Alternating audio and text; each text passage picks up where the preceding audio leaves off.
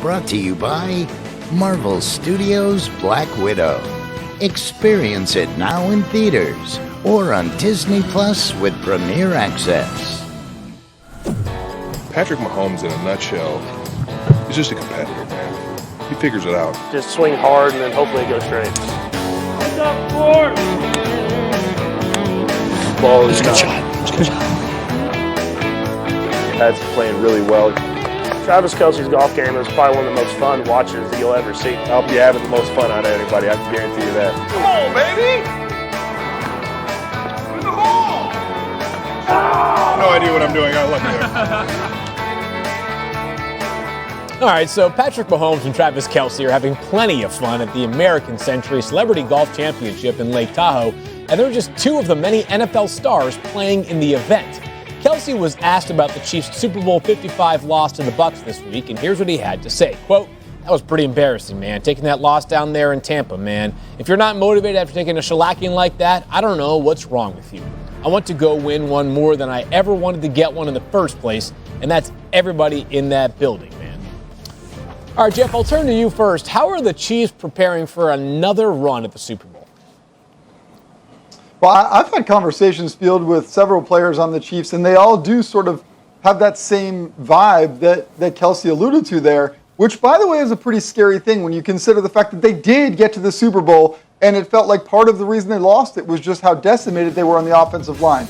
They have reboosted that position. They are reloaded on the offensive line, and they've returned pretty much everybody else. So it is a dangerous situation when you're a Chiefs team that is loaded up and also motivated. So I think that Kelce speaks for his team there, and I think as a result, the rest of the league should probably be on notice. Well, if they can make it back to the Super Bowl, they would be just the first team since the Patriots in 2016 to 2018 to reach the Super Bowl 3 straight times, and that's only happened once in the past 25 years. Not bad company to keep. So moving from a team that's trying to replicate the Patriots to the Patriots as their all-pro cornerback Stephon Gilmore skipped the team's mandatory minicamp while he holds out for a new contract. Gilmore, the 2019 Defensive Player of the Year, is due a $7 million base salary this season. That's the final of a 5-year deal he inked with New England back in 2017. Here's what he had to say to veteran NFL reporter Josina Anderson. Quote, "I just want what I'm worth, however that plays out. Every player should be paid what they're worth. That's just how it is. Hopefully we can find some common ground and get it situated. I just know what I bring to the table and my style of play." All right, Jeff, where do things stand with Gilmore and the Patriots? Well, Gilmore is projected to earn this season. He's slated to earn $7 million, and that puts him definitely at the bottom portion of the starting cornerback hierarchy, 25th in the NFL, for a guy who is a shutdown corner for the Patriots. The problem here is that the Patriots have already moved money around when it comes to his contract, so his cap hit is actually pretty high. This is not as easy as simply incentivizing him or maybe throwing him a few $1 million just on top of this. It likely would take a new contract or an extension to make Gilmore happy. One added note that we should point out, he did have off-season surgery. If he's not ready for training camp, that would be not necessarily requiring a holdout, which would cost him $50,000 a day. He would essentially be a hold-in camp and potentially still on the sideline. So a little bit of a sticky situation as Gilmore does approach training camp for the Patriots and that potential extension. The hold in. I like what you did there. We see that on occasion from players looking for a new deal, but that tight hamstring or whatever it might be keeps them off the field until it's done. So, RC, the Patriots aren't frequently known for being the team that breaks the bank for one player. Do they need to change that mindset for Gilmore? They aren't.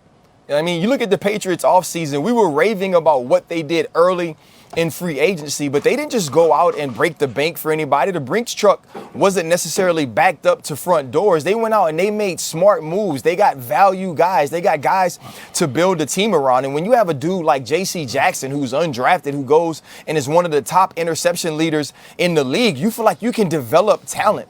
And when you look at this team, it seems like they're based and they're willing to just put piece by piece together in order to build the team that can win a championship. And so now looking at Stephon Gilmore, Gilmore. He's 30 years old now. He's been injury-riddled the last season. Yes, it's hard to forget what he was when he was the defensive player of the year, but if he's going to go in and ask for Jalen Ramsey money, I don't believe that Bill Belichick and the Patriots will be willing to do that. So he talked about getting this situated. If getting this situated is getting him paid more than he's getting paid now, because we all know he is worth more than that, then that makes sense. But if he's going to ask to be the top paid corner in the league, I don't think the Patriots are willing to do that. So it will be truly interesting to see how this plays out. And you heard Jeff talk about hold in. Listen, there was a guy that once played in Jacksonville, and I think he had like a tight back or hamstring injury, because those are hard to prove. Now that dude got $100 million in LA.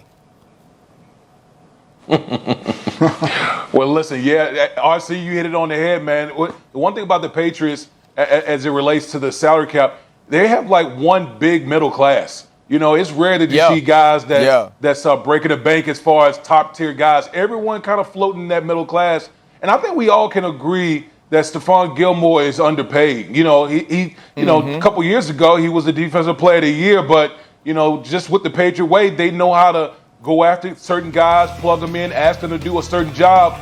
And I don't think the Patriots are going to go out there and break the bank for a guy who's 30 years old as a defensive back. So everyone on this panel feels like Stephon Gilmore is underpaid, but the way New England rolls, they're not going to go out there and go break out a new contract for him. So unless he gets traded, I just don't see a new contract for Stephon Gilmore. Worth noting, with an eye towards the future, that both Stephon Gilmore and J.C. Jackson, who RC was talking about, are currently scheduled to be free agents after this season. Hey, we told you this already, but a reminder, the 2021 ESPYs will take place tomorrow night at 8 Eastern on ABC.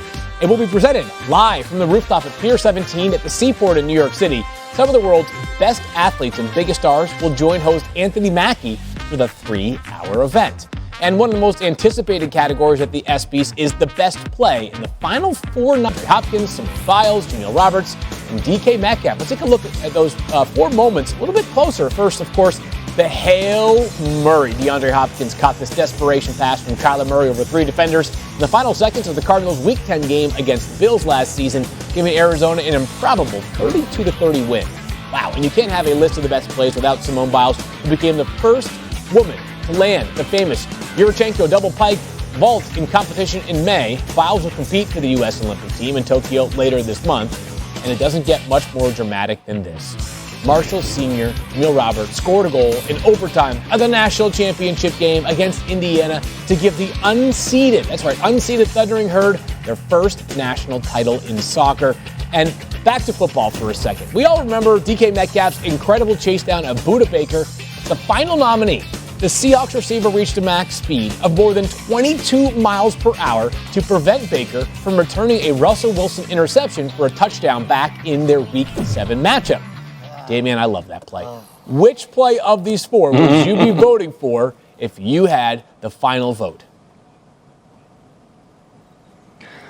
Well, listen, Simone Biles is in a category all in of itself. Yes. But if we're going to stick with football, I'm going with DK Metcalf, man, because listen, that's all hustle and heart right there. When you have a turnover and then you got to sprint all the way down. I mean, this dude took it to about 3 or 4 other levels to go down and chase Budda Baker, who is not slow, by the way. So kudos to DK Metcalf. That's what I'm giving my vote to.